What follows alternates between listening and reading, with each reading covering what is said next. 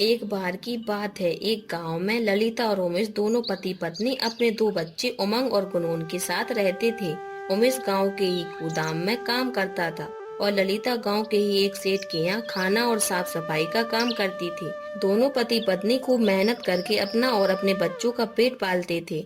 चिलचिलाती गर्मी के मौसम ने अपनी दस्तक दे दी थी। इस बार भीषण गर्मी की तरफ मानो जलते हुए तवे समान तप रही थी। दिन हो या रात, गर्मी से हाल बेहाल था। ये लीजिए नींबू पानी, आपको इस भयानक गर्मी में इससे थोड़ी राहत मिलेगी। क्या फायदा इस नींबू पानी का। मटके के पानी में और फ्रिज के पानी में जमीन आसमान का फर्क है। खैर हमारे लिए तो यही फ्रिज है, लाओ इधर। उमेश काम पर चला जाता है। गुनगुन और उमंग को घर पर संभालने वाला कोई नहीं था, इसलिए ललिता उन दोनों को अपने साथ काम पर ले जाती है। उस बंगले में मालिक भगवान दास, मालकिन बिमला और उनका एक बेटा राघव रहा करते थे। उमंग, गुनगुन, तुम दोनों यहाँ रसोई घर में बैठो, शैतानी मत करना वरना मालिक और मालकिन गुस्सा हो जाएंगे। ठीक है माँ। गुनगुन और उमंग रसोई के एक कोने में बैठ जाते हैं, लेकिन तभी उन्हें कहीं से ठंडी ठंडी हवा महसूस होती है और वो दोनों बहुत खुश हो जाते हैं। गुनगुन, बाहर देखो, लगता है ये ठंडी ठंडी हवा राघव के कमरे से आ रही है। हाँ उमंग, लेकिन हम वहाँ जाएं तो कैसे जाएं?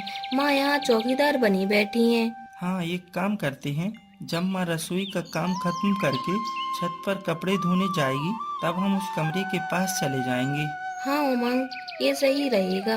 उमंग और गुनगुन रसोई में माँ का काम खत्म होने का इंतजार कर रहे थे और उनके जाने के बाद वो दोनों राघव के कमरे के बाहर खड़े होकर उसके कमरे से आ रही एसी की हवा का आनंद लेते हैं। वाह गुनगुन, ये तो गजब हो गया। इतनी ठंडी हवा तो हमने कभी नहीं खाई। हाँ उमंग, सच में ऐसा लग रहा है जैसे गर्मी के मौसम में सर्दी आ गई हो। तभी बिमला राघव के लिए आइसक्रीम लाती है। ये लो राघव, खेलना बंद करो, ये रही तुम्हारी favourite ice cream. Thank you mummy. Ice cream देखकर उमंग और गुनगुन के मुंह में पानी आ जाता है। उमंग और गुनगुन रोजाना राघव के कमरे के बाहर खड़े होकर एसी की हवा का आनंद उठाते हैं।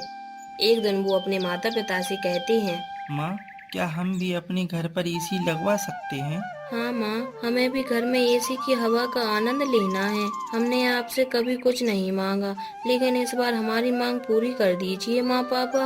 ये क्या जिद लगा बैठे हो बच्चों। हम गरीब हैं, हमारे घर पर एक पंखा है, वही बहुत बड़ी बात है। एसी लाने के बारे में तो हम सोच भी नहीं सकते। लगता है बंगले में एसी की ठंडी हवा खाने के बाद से ही ये इतनी जिद कर रहे हैं। सुन लो तुम दोनों, अगर तुम दोनों यूं ही जिद करते रहोगे ना, तो मैं कल से तुम दोनों को बंगले पर नहीं ले जाऊंगी। वैसे भी मालिक मालकिन रोज मुझे ताने मारते हैं। उमंग और गुनगुन कुछ नहीं बोलते और चुपचाप गर्दन झुकाकर एक कोने में बैठ जाते हैं। वो दोनों समझ चुके थे कि उनकी गरीबी के कारण उनके घर में एसी कभी नहीं आ पाएगा। एक दिन जब बंगले में कोई नहीं होता, तभी उमंग और गुनगुन मौके का फायदा उठाकर बिमला के कमरे में घुसते हैं। लगता है मालकिन एसी बंद करना भूल गई हैं। चल गुनगुन, अब हम कुछ देर यहीं इस कमरे में बैठते हैं। हाँ, कितना सुकून मिल रहा है गर्मी में एसी की हवा खाने का। देखते ही देखते 20 मिनट बीत जाते हैं और एसी में आराम करते करते कब दोनों की आंख लग जाती है पता ही नहीं चलता।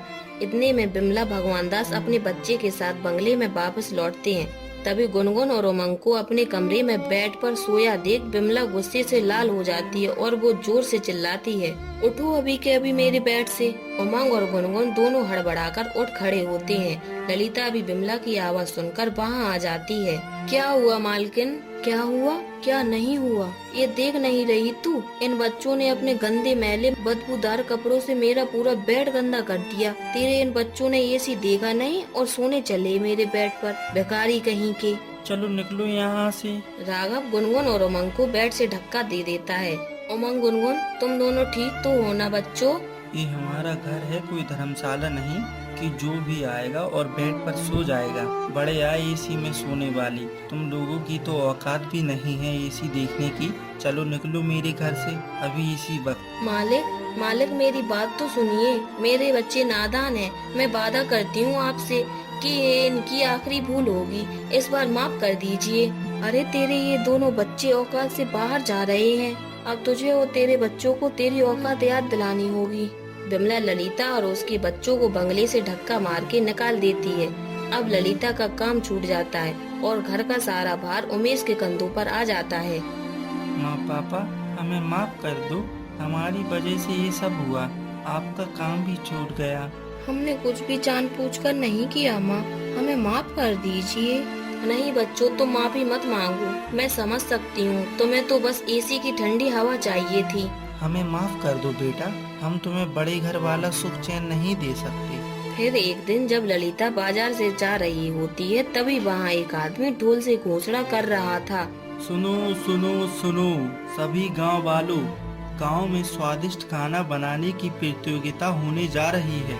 जी हाँ, 15 मिनट के अंदर जो व्यक्ति सबसे स्वादिष्ट और अच्छा भोजन बनाएगा उसे मिलेगा एक नया एसी और 10,000 रुपए का इनाम। तो इस सुनहरे अवसर को अपने हाथ से जाने मत देना। अरे वाह, क्यों ना मैं इस प्रतियोगिता में हिस्सा लूं। अगर जीती तो एक एसी और 10,000 रुपए का इनाम मिलेगा। ललिता के हाथ से बने खाने में एक अलग सा जादू था और वो प्रतियोगिता में हिस्सा लेती है। वो इस प्रतियोगिता में 15 मिनट के अंदर स्वादिष्ट छोले भटूरे बनाती है, जिसे खाकर जज खुश हो जाते हैं और ललिता प्रतियोगिता जीत जाती है। उसे इनाम में एसी और 10,000 रुपए मिलते हैं। माता रानी के चमत्कार से हमारे घर में एसी आ ही गया। उमंग और गुनगुन घर में एसी आने से बहुत खुश थे। मुझे तो यकीन ही नहीं हो रहा है कि हमारे घर में एसी आया है। और मुझे भी। वो सब तो ठीक है, लेकिन अब हम इस नए मेहमान को घर की दीवार पर कैसे लगाएंगे? हमें तो इसे चलाना भी नहीं आता। अरे हमारे पड़ोस में जो मनीष भाई है ना, वो एसी मैकेनिक हैं। मैं उन्हें बुलाता हूँ, वो हमारा एसी लगाने में मदद कर देंगे। उमेश मनीष को बुलाने उसके घर जाता है। अरे मनीष भाई, जरा मेरे घर पर नया एसी लगा दोगे? ठीक है भाई, चलो। मनीष एसी को दीवार पर ठीक से लगाता है और उन चारों को एसी ऑन करना भी सिखाता है, लेकिन वो एसी लगाने के बाद उनके घर पर ही सो जाता है। सुबह से शाम हो गई है जी, लेकिन मनीष भाई अपने घर जाने का नाम ही नहीं ले रहे हैं। अब क्या ही बोले, मदद जो की है इसने हमारी। मनीष रात तक उनके घर पर ही रुकता है। जैसे जैसे आस पड़ोस के लोगों को पता चलता है ललिता के घर में एसी आया है, सब के सब धीरे धीरे करके उसके घर में डेरा जमा लेते हैं। अरे उमेश भाई, तुम्हारे तो भाग ही खुल गए।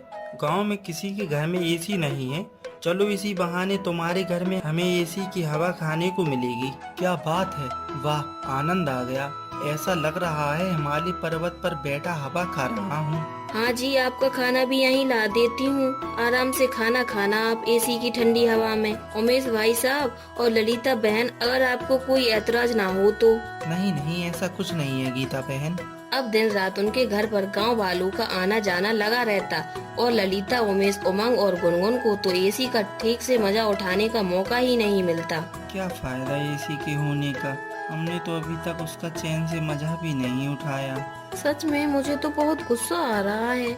एसी हमारा और मजे ये लोग उठा रहे हैं।